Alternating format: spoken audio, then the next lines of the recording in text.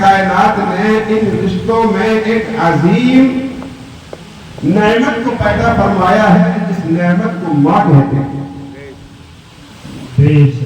آپ جس سے پوچھیں گے وہ ماں کی تعریف، ماں کے بارے میں الگ الگ بیان کرتا ہوا دکھائی دے گا۔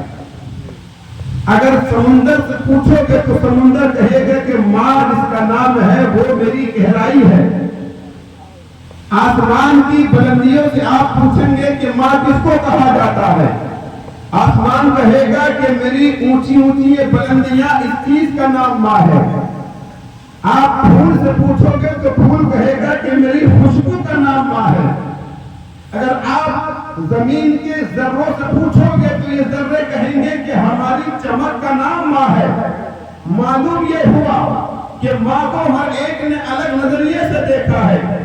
آسمان نے بلندی کے نظریے سے دیکھا ہے، زمین نے گہرائی کے نظریے سے دیکھا ہے، پھولوں نے خوشبو کے نظریے سے دیکھا ہے، زمین کے ذروں نے چمک کے اعتبار سے دیکھا ہے، لیکن ان سب کی سوچ الگ الگ ہے، ان کی فکر الگ الگ ہے۔ میں پوچھتا ہوں پیارے نبی سے، جناب محمد رسول اللہ کی بارگاہ میں سوال کرتا ہوں، یا رسول اللہ، ماں کی عظمت کیا ہے، ماں کا مقام کیا ہے، ماں کا مرتبہ کیا ہے؟ تو سنیے میرے پیارے نبی کی حدیث پکار کر کہہ رہی ہے۔ اس حدیث پاک کے راوی حضرت ابو ہریرہ ہے، بیان کرتے ہیں قال النبی صلی اللہ تعالی علیہ وسلم، آقا کریم ارشاد فرماتے ہیں، سرکار کی بارگاہ میں سوال کیا گیا، من احق الناس بحسن صحبتی، یا رسول اللہ میرے حسن اخلاق کا سب سے زیادہ حقدار کون ہے؟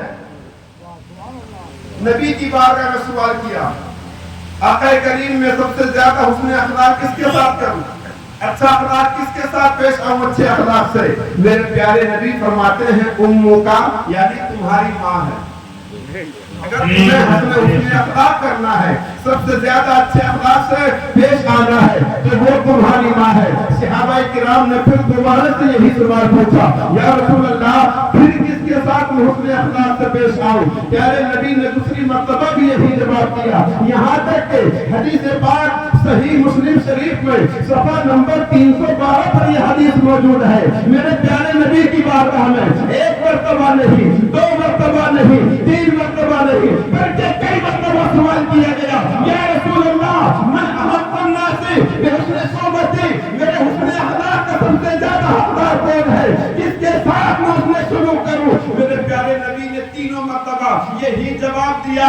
تو پتہ یہ چلا کہ اگر حسن اخلاق کا سب سے زیادہ حقدار ہے تو وہ کوئی اور ذات نہیں بلکہ وہ ماں کی عظیم ذات ہے۔ وہ ماں ہے، کیوں نہ ہو؟ آسمان نے کہا کہ میری بلندی کا نام ہے۔ حضرات ماں وہ ذات ہے کہ اگر اولاد کے لیے کوئی مشکل آن پڑتی ہے تو ماں یہ کام کرتی ہے، اپنے آنچل کی تمام خوشیوں کو اپنی اولاد کے لیے قربان کر دیتی ہے، اپنے دوپٹے کی تمام خوشیوں کو اولاد کے لیے قربان کر دیتی ہے، اپنے دامن کو نچھاور کر دیتی ہے۔ اس لیے آسمان نے کہا کہ میری بلندی کا نام ہے۔ زمین سے پوچھا گیا تو زمین نے کہا کہ میری پستی کا نام ہے۔ بیٹا کتنا بھی برا ہو، بیٹا کتنا بھی برا کرنے والا ہو، لیکن ماں کی ممتا یہ گوارا نہیں کرتی، اس کو یہ برداشت نہیں ہوتا میں اپنے بیٹے کے لیے بد دعا کر دوں، اپنے بیٹے کو برا کہہ دوں، اپنے بیٹے کے لیے بد دعا کر دوں۔ آؤ ایک روایت اور سنتے چلیے، بڑی پیاری روایت ہے، الحمدللہ ایمان تازہ ہو جائے گا۔ اللہ اکبر۔ ایک صحابی رسول ہے، بڑے پیارے صحابی ہے، ان کا آخری وقت آیا، آخری وقت میں اور سانسیں چل رہی ہے، پریشان حال ہے، نزا کے عالم میں ہے۔ لوگوں نے حال دیکھا، پوچھا کوئی آخری خواہش ہے، کچھ کہنا چاہتے ہو؟ عرض کیا کہ ہاں، پیارے نبی کی بارگاہ میں جا کر عرض کر دو کہ آپ کے صحابی نے یاد فرمایا ہے، آپ کے صحابی نے یاد کیا ہے، یا رسول اللہ آپ کے صحابی آپ کو یاد کر رہے ہیں۔ اللہ اکبر۔ صحابہ کرام نے جا کر خبر پہنچائی، یا رسول اللہ آپ کے پورا صحابی ہے، آپ کو یاد فرما رہے ہیں، نزا کا وقت ہے، انتقال کا وقت قریب ہے، یا رسول اللہ آپ کے لیے میرے نبی نے سنا۔ صحابی کے پاس پہنچے، صحابی کے گھر پر پہنچے، کیا کہ دیکھا انصار فرمایا، اے میرے پیارے صحابی کلمہ طیبہ پڑھ لو، کلمہ طیبہ کا ورد کر لو۔ حکم بھی یہی ہے، علماء بیٹھے ہیں، اگر کسی کا انتقال ہونے والا ہو، نزا کی حالت ہو تو اس کے سامنے کلمہ پڑھیے، لیکن کلمہ پڑھنے کے لیے کہنا نہیں نہیں ہے، یعنی کہ ایسا نہ ہو کہ انکار نہ کر بیٹھے، اس کے سامنے زور زور سے کلمہ پڑھیے، یعنی حدیث پاک بھی ہے لقنوا موتاکم، اپنے مردوں کو تلقین کرو، اپنے مردوں کے سامنے کلمہ طیبہ پڑھو، اپنے مردے کے سامنے مرنے والے کے سامنے کلمہ طیبہ پڑھو۔ اللہ اکبر، میرے نبی نے کلمہ پڑھنا شروع کر دیا، لیکن صحابی کا حال یہ تھا کہ زبان سے کلمہ نہیں نکل رہا تھا، لا الہ الا اللہ نہیں کہہ پا رہے تھے۔ میرے پیارے نبی نے گھر والوں سے سوال کیا، بتاؤ ان کا عمل کیا تھا؟ آپ کی زوجہ نے کہا یا رسول اللہ ان کا حال یہ تھا کہ شاید ہی آپ کے پیچھے کوئی نماز چھوٹی ہو، جماعت سے غیر حاضری ہوئی ہو۔ یا رسول اللہ معمول اچھا تھا، نماز کے پابند تھے، روزہ کے پابند تھے، یا رسول اللہ عمل بہت اچھا تھا۔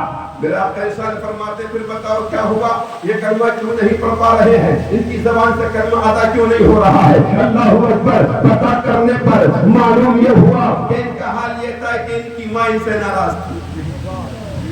اور ماں کو ستانے والوں، ماں کا خیال نہیں رکھتے، ماں سے تیز آواز سے بات کرنے والوں، یہ وہی ماں ہے کہ جس نے تمہیں بولنا سکھایا ہے، تم چل نہیں پاتے تھے، انگلی پکڑ کر ماں نے تمہیں چلایا ہے، یہ اسی ذات کا نام ہے، یہ وہی ماں ہے کہ جو پریشانی کے عالم میں راتوں رات بیٹھ کر تیری خاطر گزار دیا کرتی تھی، یہ وہی ماں ہے جو پریشانیوں کو برداشت کرتی تھی، یہ وہی ماں ہے کہ رات کی سردیوں میں تیری تکلیفوں کو برداشت کیا کرتی تھی، یہ اسی ماں کا نام ہے، یہ ماں وہی ذات ہے۔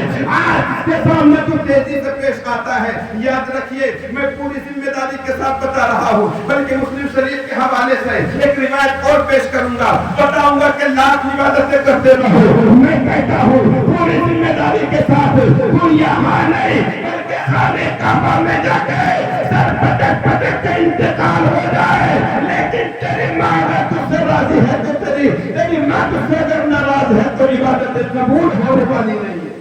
بے شک آج ماں کو ستاتے ہو، ماں کو پریشان کرتے ہو، آج ماں سے تم تیز آواز میں بات کرتے ہو، اور جنسوں کو تو یہ سمجھ رکھا کہ ارے مولویوں کا تو کام ہے بولنا، 40 کو ہوگا صاحب مولوی آئیں گے بول کے چلے جائیں گے۔ یاد رکھو آپ کے پاس نہ وقت ہے نہ ہمارے پاس وقت، آپ بھی اپنے کام میں مشغول، ہم بھی اپنے کام میں مشغول ہیں، لیکن یہ جو جلسے ہوتے ہیں اتنے لوگ جمع ہو جاتے ہیں، اس کا مطلب صرف یہی نہیں کہ صاحب حلوہ حاجی کو منہ دکھانا ہے، بڑے آدمی سب ان کو منہ دکھا کے چلے آئیں گے کام بن جائے گا، یہ مطلب نہیں ہے، یہ صرف یہ مطلب کہ مرحومہ کے لیے سارے ثواب کریں گے، بلکہ پوری ذمہ داری کے ساتھ کہتا ہوں یہی وہ جگہیں ہیں جو آج سنت رسول اللہ کو زندہ کیے ہوئے ہیں۔ ارے یہ مدد صرف آج کی دین ہے، میرے نبی کا زمانے ظاہری دیکھو، مدینہ شریف کی گلیاں ہیں، میرے نبی کے صحابہ اصحاب صفہ جن کو کہا جاتا ہے، صفہ کے جمعے کے بیٹھنے کے بعد نبی سے علم سیکھا کرتے تھے۔ آج یہ جلسے وہی کی دین ہے، میرا نبی دین سکھاتے تھے اور اصحاب صفہ دین سیکھا کرتے تھے۔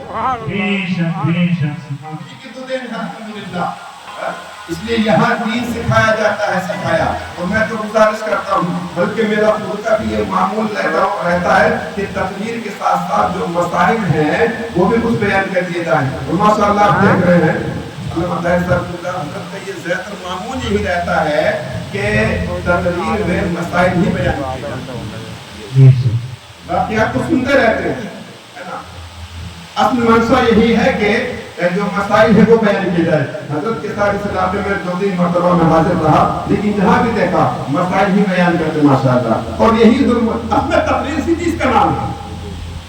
تقریر جو ہے اسی چیز کا، یہ نہیں کہ صاحب آیت کچھ پڑھی ترجمہ کچھ کیا اور بات کہیں کے لے کے پہنچے، یہ نہیں، یا تو حدیث پاک ہو اس کا مفہوم ہو، قرآن کی آیت ہو اس کا مفہوم ہو، اور پھر اسی سے متعلق مسائل بھی ہو۔ ماشاءاللہ حضرت کا میں نے انداز ہی دیکھا کہ زیادہ تر مسائل بیان کرتے ہیں۔ بہرحال تمہیں بتا یہ رہا تھا کہ اللہ نے ماں کو مرتبہ عطا فرمایا، اللہ نے ماں کو عظمت دی ہے۔ صحابی رسول نے پوچھا یا رسول اللہ میرے حسن اخلاق کا زیادہ حقدار کون ہے؟ میرے نبی نے فرمایا کہ تیری ماں ہے، تیری ماں ہے، تیری ماں، 3 مرتبہ ایسا۔ ایک روایت اور سنیے جو مسلم شریف کی حدیث ہے، اور حدیث پاک کے راوی بھی حضرت ابو ہریرہ ہیں۔ وہ بیان کرتے ہیں کہ آقا کریم نے ارشاد فرمایا بنو اسرائیل کا ایک شخص تھا جس کا نام تھا جریج. کیا نام تھا؟ جریج نام تھا. جریج بہت بڑا عابد و زاہد تھا, متقی تھا, پرہیزگار تھا. اور پرہیزگاری کا عالم یہ تھا کہ اس نے اپنا گھر چھوڑ کر گھر سے دور جنگل میں ایک معبد یعنی عبادت خانہ تیار کر لیا تھا, جس کو سوما کہتے ہیں. عبادت خانہ بنا لیا, عبادت کرنے کی جگہ بنا لی, اور حال یہ تھا کہ رات دن میں ہی عبادت کرتا تھا. اتنا بڑا عابد تھا, زاہد تھا. دن گزرتے رہے. اتفاق ایسا ہوا کہ ایک دن اس کی ماں اس کے وہاں پہنچی عبادت خانے پر اور جا کر آواز لگائی. آواز دی. اس کا حال یہ تھا کہ یہ نماز میں تھا, نماز پڑھ رہا تھا, عبادت کر رہا تھا. اب جب ماں نے آواز دی اور جب یہ نماز میں, تو اس کے ذہن میں کشمکش یہ پیدا ہوئی کہ ایک طرف تو اللہ کی رضا کے لیے نماز ہے, ایک طرف ماں کی آواز ہے, ایک طرف رب کی عبادت, ایک طرف ماں کی آواز. کروں تو کیا کروں؟ آخرکار اس نے اپنے دل میں فیصلہ کر لیا کہ اللہ کا مرتبہ بڑا ہے, اللہ کی عبادت میں رہوں گا اور ماں کی جواب نہیں دوں گا. علماء بیٹھے پوری ذمہ داری کے ساتھ ایک بات یہ بتا دوں. دیکھیے نماز کے کئی درجے ہیں. ایک تو ہے فرض نماز, جیسے فجر ہے اس کی 2 رکعت, ظہر ہے اس کی 4 رکعت, عصر ہے 4 رکعت, مغرب 3 رکعت, اور عشاء میں 4 رکعت فرض اور 3 وتر. یہ نماز فرض اور واجب ہے, سمجھ رہے ہیں؟ اس نماز کو آپ نہیں توڑ سکتے. لیکن نفل نماز اگر آپ پڑھ رہے ہو, نفل نماز رات کا وقت ہو, نفل نماز آپ پڑھ رہے ہو اور ماں آواز لگا دے, تو اس نماز کو توڑ کر ماں کی آواز کا جواب دینا چاہیے. یہ ماں کا مرتبہ ہے, یہ ماں کا مرتبہ ہے. وہ جریج نماز پڑھ رہے تھے, ذہن میں سوال آئے کہ کروں تو کروں, کہ ماں نے آواز لگائی ہے, ماں کی آواز کا جواب دوں یا پھر نماز کو پورا کروں. آخرکار ایک دن ایسی ہوا جب آواز کا جواب نہ ملا تو ماں چلی گئی واپس. دوسرے دن آئی, آنے کے بعد اتفاق پھر ایسے ہوا کہ وہ نماز میں تھے, ماں نے پھر آواز لگائی, پھر کوئی جواب نہیں ملا, واپس چلی گئی. دن تیسرا آیا, آ کر ماں نے آواز دی. اتفاق ایسا ہوا کہ پھر کوئی حالت تھی کہ وہ نماز پڑھی. 3 دنوں میں ماں آتی رہی, آواز لگاتی رہی, ماں جاتی رہی, اور اپنے ذہن میں سوچتے رہے, کشمکش میں پڑے رہے. آخرکار جب 3 دن گزر گئے تو ماں نے بد دعا کر دی. ماں نے بد دعا کرتے بول دیا کہ اے جریج, تو جب تک نہ مرے, جب تک کہ تو کسی بدکار عورت کا منہ نہ دیکھ لے, جب تک کہ تو کسی بدکار عورت کا منہ نہ دیکھ لے. ماں نے بد دعا کی, بد دعا دے کر ماں چلی گئی. اللہ اکبر. اب دیکھیے حال ہوتا کیا ہے. ان کے عبادت خانے کے پاس, ان کے سومائے کے پاس ایک چرواہا رہا کرتا تھا. بستی کی کوئی عورت آئی, تو آنے کے بعد اس عورت نے جناب جریج سے زنا کے لیے کہا. بڑا برا حال ہے. اللہ اپنے حفظ و امان میں رکھے. آج کا ماحول میں, آج کا ماحول, ابھی ابھی خبر ہے مظفرپور کی, ایک جو ہوتے جن سیوا کیندر, اس میں سمجھئے کہ گناہ کا اڈا بنا ہوا تھا. اس میں جب تعداد لڑکے لڑکیوں کی دیکھی گئی تو 50 لڑکیوں میں سے 44 مسلم لڑکیاں تھیں. اس میں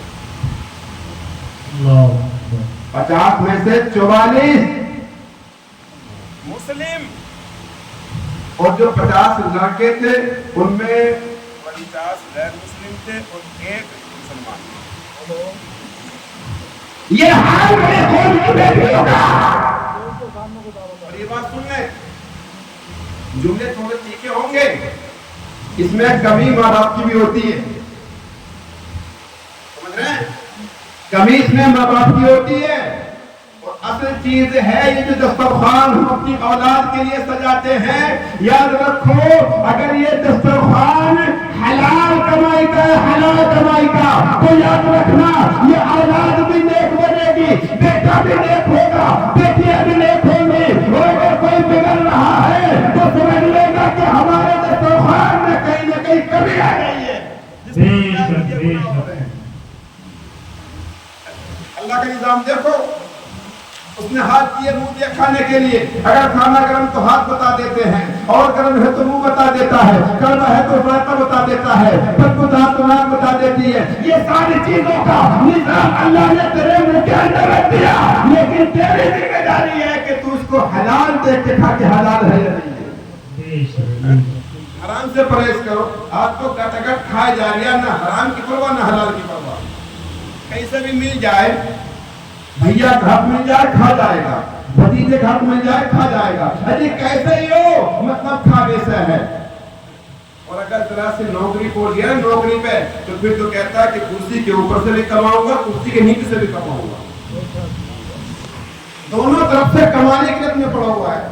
یاد رکھنا یہ حساب بڑا مہنگا پڑے گا، کما تو رہا ہے، کرسی کے اوپر سے کما لے یا کرسی کے نیچے سے کما لے، لیکن یاد رکھیں وہاں سے آدم کے مالک کے سامنے، اس خدا کے سامنے کرسی کے اوپر بھانے کا بھی حساب دینا پڑے گا، کرسی کے نیچے بھانے کا بھی حساب دینا پڑے گا، ایک ایک پیسے کا حساب دینا پڑے گا، سمجھ رہے ہیں؟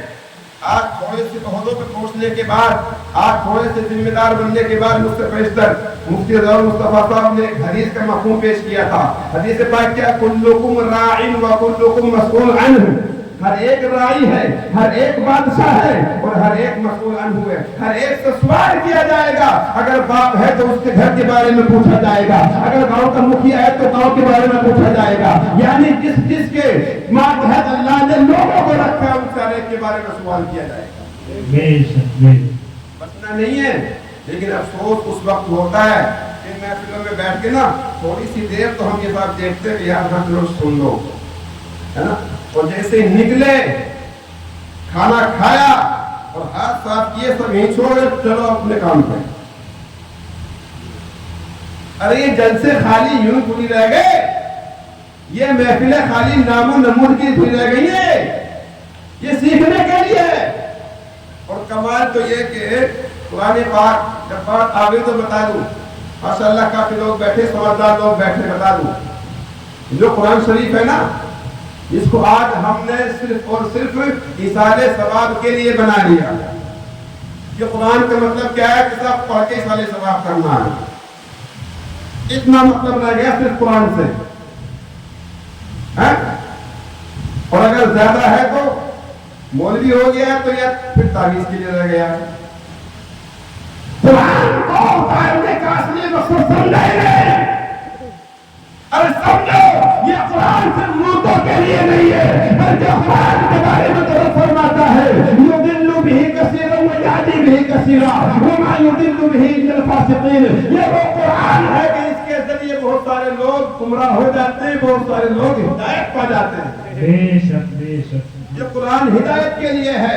اگر کسی کی کوئی بات سمجھ میں نہ آئی قرآن پڑھو۔ آج ہم نے قرآن کو کتنا سمجھ لیا، اگر ماں کا انتقال ہو جائے تو بیٹا قرآن کا پارہ لے کے بیٹھ جاتا ہے، الحمد سے والناس تک پڑھ جاتا ہے، مطلب یہ سمجھ لیا کہ ساتھ قرآن پڑھو بخشش ہو جائے گی، اتنا مطلب ہم نے سمجھ لیا ہے۔ یا پھر یہ کہ اگر کہیں قرآن خوانی ہو رہی ہے تو وہاں قرآن پڑھا جا رہا ہے، اتنا مطلب ارے سمجھو علماء فرماتے ہیں قرآن کا فائدہ، قرآن کی تلاوت کا فائدہ، قرآن کی تلاوت کا ثواب اپنی جگہ ہے، لیکن اگر ایک آیت کو سمجھ لے تو پوری زندگی کامیاب ہو جائے گی۔ بے شک، سبحان اللہ سبحان اللہ۔ ایک آیت کو اگر سمجھ لے تو، لیکن سمجھنے نہیں ہے تو اسی لیے ہے کہ صاحب پڑھ لو اور دعا کر لو، یہ تو ہے نا۔ سمجھو میرے بھائی، قرآن کو سمجھو، جو اردو پڑھنا جانتے ہیں صحیح معنی میں اردو، وہ قرآن پاک کا ترجمہ پڑھا کر، ترجمہ پڑھا کر اس سے سیکھنے کو ملے گا۔ قرآن کے بارے میں غور و فکر کیا کریں، اس کی آیتوں کے بارے میں غور و فکر کیا کریں، یہ کوشش کیا کریں۔ بہرحال بات کہاں سے کہاں نکلی تھی، ہے نا؟ تو ذرا غور کیجئے، اپنے گھروں کا بھی خیال رکھیں، بیٹیوں کا بھی خیال رکھیں کہ یہ بے پردہ ہو کے جا رہی ہیں، کیا ماحول ہے۔ افسوس ہوا افسوس کہ جب 50 میں سے 44 لڑکیاں مسلم ہوئی، 50 میں سے ہم کالج بھیج دے رہے بے پردہ ہو کے۔ میں کالج پڑھانے کا مخالف نہیں ہوں، لیکن یاد رکھو یہ ذمہ داری بھی تو بنتی ہے، خالی پڑھانی منشا نہیں ہے، سمجھ رہے ہیں؟ ہاں، خاص ضرورت ہے اس بات کی۔ اور جب قرآن کی آیت کو دیکھو، قرآن کیا فرما رہا ہے، یا ایھا النبی قل لازواجک وبناتک ونساء المؤمنین یدنین علیہن من جلابیبہن ذلک ادنی ان یعرفن فلا یؤذین۔ پوری آیت کریمہ ہے، اے نبی، رب فرماتا اپنے نبی سے، اے نبی قل لازواجک، اپنی بیویوں سے کہہ دو، جب بات پردے کی آگے تو کیا؟ اپنی بیویوں سے کہہ دو، قل لازواجک، اپنی بیویوں سے کہہ دو، یا رسول اللہ آپ کی بیویاں آپ معصوم ہیں الحمدللہ، ہے رہا معاملہ بیویوں کا، یا رسول اللہ یہ نیک بیوی آپ سے منسوب ہے، رب ان کے بارے میں کہہ رہا ہے کہ اپنی بیویوں سے کہہ دو۔ اللہ اکبر۔ ایک روایت ذرا سنتے چلیے، بڑی پیاری روایت ہے، آقا کریم حجرے کے اندر تشریف فرما ہے، اور ازواج مطہرات میں سے کچھ ازواج یعنی سرکار کی بیویاں، ہم سب ایمان والوں کی مائیں وہاں موجود ہیں۔ ایک صحابی آئے جو نابینا تھے، نابینا، ان کو دکھتا نہیں تھا، جن کو اندھا کہا جاتا ہے عام زبان میں، وہ نابینا صحابی آئے، اور آنے کے بعد میرے نبی نے ارشاد فرمایا ان سے، اپنی ازواج سے، کہ تم پردہ کر لو۔ یار کمال تو دیکھو کہ نابینا صحابی دیکھتے نہیں ہیں، لیکن پھر بھی میرے نبی فرماتے ہیں اپنی ازواج مطہرات سے، ہم سب کی ماں سے، ایمان والوں کی ماں سے میرے نبی فرماتے ہیں کہ تم پردہ کر لو۔ اب ذرا غور کیجیے، کیا ہمارا ذہن وہاں پہنچ سکتا ہے؟ کیا کسی ایمان کامل والے کا ذہن پہنچے گا اس طرح؟ لیکن پھر بھی نبی نے فرمایا کہ پردہ کر لو، ہے نا؟ ازواج مطہرات میں سے کسی نے سوال کر دیا، یا رسول اللہ یہ تو نابینا ہیں، یہ ہمیں دیکھ تو نہیں رہے ہیں، ان کی آنکھوں میں روشنی نہیں ہے یا رسول اللہ، یہ ہمیں دیکھ نہیں رہے، پھر کیوں پردہ کریں؟ اب نبی پاک کا جواب سنیے، سرکار فرماتے ہیں وہ تو نابینا ہے، تمہیں تو اللہ نے آنکھیں دی ہیں، ارے تم کو دیکھ رہی ہو، اس لیے تمہارے پیدا ہوئے کہ تم پردہ کرو۔ آج سارا دوست مرد کو دیا جاتا ہے، اس میں ذمہ دار عورتیں بھی ہیں، اس لیے جہاں مرد اپنی نگاہوں کو نیچی کریں تو عورتوں پر سب سے زیادہ ضروری ہے کہ وہ اپنی نگاہوں کو نیچی کریں، لیکن حال یہ نہ عورتوں کا کہ برقع پہن لیا ایسا کہ کئی میٹر کپڑا لپیٹ لیا اور یہ تیرے کی جا رہی ہے صاحب، یہ حال ہے، لمبے چوڑے برقعے لمبے چوڑے، پورا روڈ گھیر کے چلیں، بھیا کبھی روڈ میں جانا پڑ جائے ایک طرف ہو کے چلیں، میں گزارش کروں گا کہ جب جایا کرو تو ایک طرف ہو کے جایا کرو، لیکن چلنا بیچ میں یہ روڈ گھیر کے، اللہ رحم فرمائے۔ بہت ساری باتیں کہنے کے لیے تو بہرحال میں بیان کر رہا تھا کہ جناب جریج جو کہ بنو اسرائیل کے بہت بڑے عابد زاہد تھے، مانے میں دعا کرتے ہیں کہ جب تک تو کسی بدکار عورت کا منہ دیکھے گا تب تک نہ مرے گا۔ ایسے ہی ہوا، ان کے عبادت خانے کے پاس کوئی چرواہا رہتا تھا، پشوؤں کو جانوروں کو چراتا تھا، کوئی عورت آئی اور آنے کے بعد میں بات پوری کر رہا ہوں، کوئی عورت آئی اور آنے کے بعد اس نے کہا اس نے زنا کے لیے، انہوں نے انکار کر دیا، وہ غصہ ہو کے اس نے چرواہے سے زنا کرایا اور الزام لگا دیا جریج کے اوپر، سمجھ رہے ہیں؟ الزام کہاں لگا دیا؟ جریج کے اوپر الزام لگ گیا، ساری چیزیں بادشاہ کے یہاں تک خبر پہنچی، بلوا لیا گیا، طلب کیا گیا جناب جریج کو، اور جب طلب کیا تو بادشاہ نے سزا کے طور پر ان کو سزا بھی دی، مارا بھی گیا، پیٹا بھی گیا، لیکن انہوں نے اللہ کی بارگاہ میں دعا کی، بات پروردگار تو بخوبی جانتا ہے میں نے یہ گناہ نہیں کیا، تو بخوبی جانتا ہے، تو اس عورت کے اس زنا کے حمل سے جو بچہ پیدا ہوا تھا، اللہ نے اس بچے کو قوت گویائی دی، بولنے کی طاقت دی، وہ بولا، اور بولنے کے بعد اس نے کہا کہ اے بادشاہ، میرا زانی یہ نہیں ہے جس کو مارا جا رہا ہے، بلکہ وہ کوئی اور ہے، وہ کر رہا ہے۔ چھوٹے سے لفظوں میں بات تو مختصر ہو گئی، لیکن بتانے کا منشا یہ ہے کہ اگر ماں بددعا کر دے تو نسلیں تباہ ہو جاتی ہیں۔ اس لیے ماں کی نافرمانی نہ کرو، اور ماں کی فرمانبرداری کرنی کہاں ہے نا؟